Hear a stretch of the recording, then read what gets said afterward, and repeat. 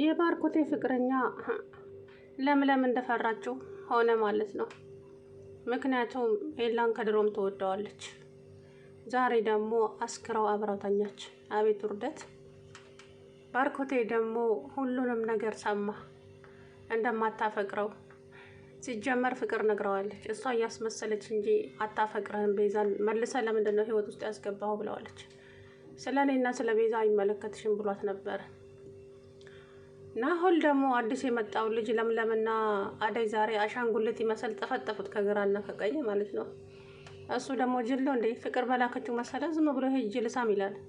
ጉድ እኮ ነው። አቀለጡልኝ ዛሬ በጥፊ ማለት ነው። ለምለም እንግዲህ የእውነት ልቧን ነው የሰበረው ኤላ ማለት ነው። ነገር ግን ከለምለም ውጪ ማንንም አልፈልግም፣ ሊሊዬን ይዤ መጥፋት ነው የምፈልገው፣ እኔ ሊሊን ብቻ ነው የምፈልገው እያለ ብታዩ እንግዲህ እንደዛው ብላ ጎትታ አስገብታ መኝታ ቤት። ሊሊ ደግሞ ስትመጣ ሳሎን መጠጣየች። ከዛም የዚችን የቤዛን ሸሚዝ አየች። ሮጣ መኝታ ቤት ስትሄድ አብረው አልጋ ላይ ናቸው። ሊሊ ልቧ ተሰበረ። ዳግመኛ እኔ እንጃ እኔ አላቅም። ኤላስ ሲነቃስ ምን ይፈጠር ይሆን? ይሄ ነው እንግዲህ ቤዛ አመጣጧ ቅድሙንም አልተመቸንም። እንግዲህ ባርኮቴ ደግሞ አደይ እኔ ላንቺ ያለኝ ስሜት አሁንም አልተቀየረም፣ እንደዛው ነው። አደይ ባክሽን ይቅርታ አድርጊልኝ። እኔ እኮ የዛን ቀን አንቺ እምቢ ብለሽኝ በሄድሽበት ቅጽበት ቤዛ ከየት መጣች ሳልላት ነው መታ ሁሉንም ነገር ስትነግረኝ። ከዛም ወደ ቤት ስመጣ ደግሞ አንቺም ቸኩለሽ ፍቅርሽን ለሁሉም ተናገርሽ።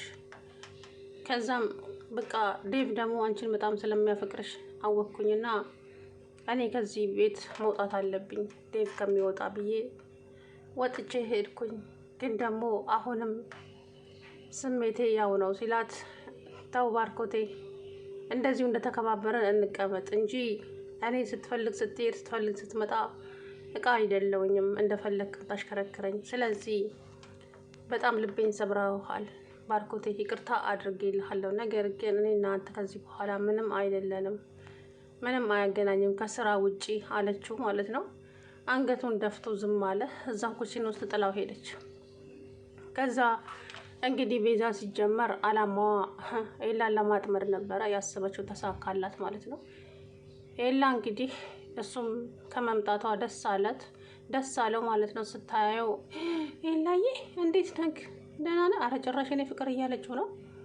እንግዲህ ሌሊ ደግሞ የእውነት በጣም ነው ያሳዘነችኝ። ሊሊ ከሌላ ሰው ጋር እየተልከሰከሰች ነው። አንተ ሊሊን ስለማታውቃት ነው በላክ ላይ ብዙ ነገር እያደረገች ነው። ስለ ሊሊ የምታውቂው ነገር አለ እንደ ንገሪኝ ሲላት፣ አይ ሚስጥር ነው ለእናቷ ነው ሄጅ የምናገረው። ከዛ መጣችና እናት አላትና ነው። እናት የላትም።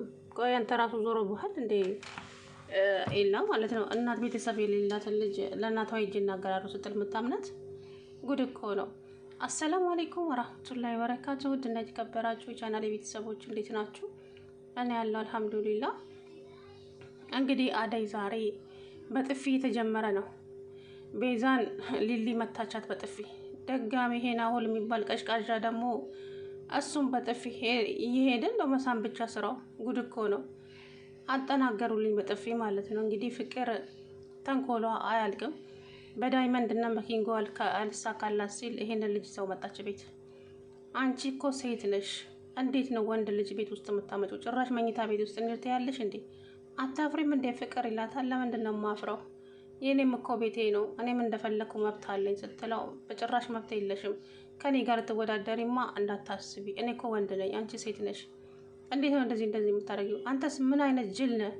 ሴት ልጅ ተከትለ ዝም ብለህ ቤት የምትመጣው? ውጣ አለው። አይወጣም። አንተም ቤዛን ከዚህ ቤት ስታስወጣ እኔም እሱን አስወጣዋለሁ አለች ማለት ነው።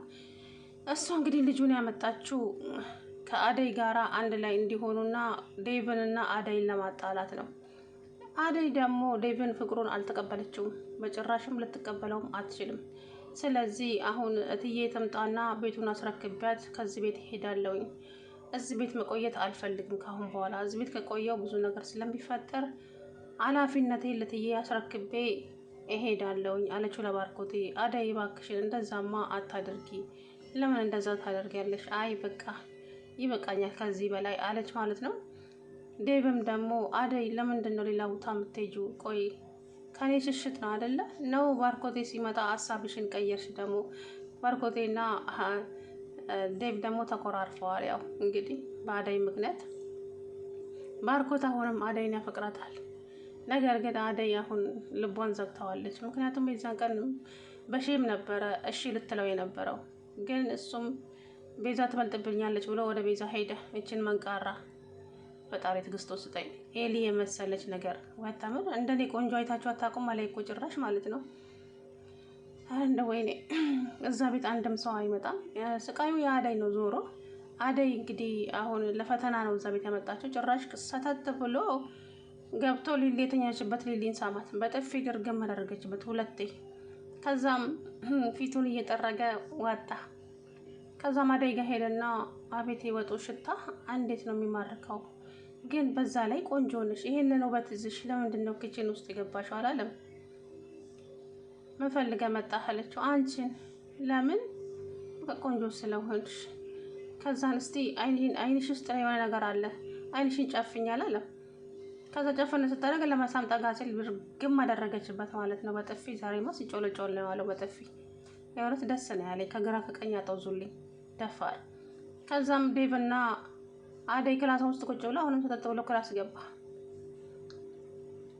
ምን ልትሰራ መጣ አንተ ናሆል? ምን ልትሰራ እዚህ ቤት መጣ ይለዋል። ፍቅር መጥቼ ነው፣ ፍቅር ጓደኛዬ ስለሆነች እና እዚህ ምን ትሰራለህ አለው። አይ ዝም ብዬ ነው የመጣሁት አለ። ከዛም ያቺ ፍቅር ነች አይደለ እዚህ ቤት ያመጣች፣ ዋጋዋን ነው ማሳያት ብሎ እንግዲህ ዴቭ ወደ ፍቅር ሄደ። ፍቅርን እንግዲህ አንቆን የሚገላት ማለት ነው። ባርኮቴ ልቡ ተሰብሯል፣ ቅስሙስ ብርብር ነው ያለው። እንግዲህ ባርኮቴ ከነሌላ ቤት ሲመለስ ሊሊን መንገድ ላይ ያገኛት። እንዴ ባርኮቴ እንኳን ደህና መጣ፣ ወዴት እየሄድክ ነው ስትለው፣ ወደ ቤት እየሄድኩ ነው። ከየት እየመጣ ከሌላ ጋር? ኦኬ እኔም ወደዛ እየሄድኩ ነው። ቤዛ እንደዛ እንዳለች ታውቂያለሽ እንዴ? አዎ አውቃለሁ። እሺ አላትና እሱም ተመለሰ ማለት ነው። ምክንያቱም ያው እንግዲህ አባቴ አራጣ ተበድሮ ነው ቤት አስይዞ ነው ብቻ የሆነ ነገር እየቀባጠረች ነበር ለኤላ ማለት ነው። ኤላ ገንዘብ ስላለው ኤላን ልታጠምደው ነው ገንዘቡ ልትበላ ማለት ነው። እንግዲህ ወይኗን አስገዝታ አሰክራ እኔ ቪዲዮ ቀርጻ ምን ልታደርገው እንደሆ አላውቅም። ልብሱንም አወለቀች። በዚህ ደረጃ መውረድ ምንድን ነው? እጭ አረ ያስጠላል። የምሬን ድራማ ቢሆንም ያስጠላል እኮ የምትሰሩ ስራ አንዳንድ ጊዜ። ፈጣሪ ትዕግስት ውስጠኝ። እንግዲህ ሊሊ ካሁን በኋላ ኤላን አይነት አይዋለች ብዬ አልገምትም። እውነቱን ለመናገር እኔ እንጃ እንዴት ነው ዛሬ። አረ ከአይን የበለጠ ደግሞ ማስረጃ የለም። እንግዲህ ልዬ መንባውን እየጠረገች እንግዲህ ሆነ አደይ ቤት ትመለሳለች። አደይ ለራሷ ያለባት ችግርም ይበቃል። ፍቅር ደግሞ ሌላ ችግር ሆናባታለች። እኔ እኮ ፍቅርን እንዴት ነው ቆይ አንድ ሰው ለሷ የጠፋው እዛ ቤት? የምሬን እኮ ነው። ፍቅር እኮ ዋጋዋን ማግኘት አለባት እንዴ። አደይ ምን ታደርግሽ? እሺ ዴቭን አልፈልገውም ደጋግማ ነገረችሽ፣ አሰሚም እንዴ? ልጅቷ በቃ ሰርታ ቤተሰቦቿን ለማስተዳደር ብቻ ነው ሀሳቧ። ለፍቅር ልቤ ክፍት አይደለም በቃ ተወኝ ዴቭ ብለዋለች። እሱ ደግሞ ሙጫ ሆነ። ጉድ እኮ ነው እንዴ። በቃ ዴቭም ተዋት፣ የራሷን ህይወት ትኑርበት። እሷም አንተም የራስህን ህይወት ኑር። እሷ በቃ ከአንዴም ሁለቴ ሶስቴ ነግራለች፣ ፍቅር ታፈቅርሃለች። ስለዚህ እባክህ ለእሷ ልብህን ክፈትለት አለችው። እሱ ደግሞ የማይመስል ወሬ አታውሪ፣ እሱን እኔ መች አጣሁት አንቺን ነው እንጂ የማፈቅረው አላት። እንደ ጉድ እኮ ነው እናንተ።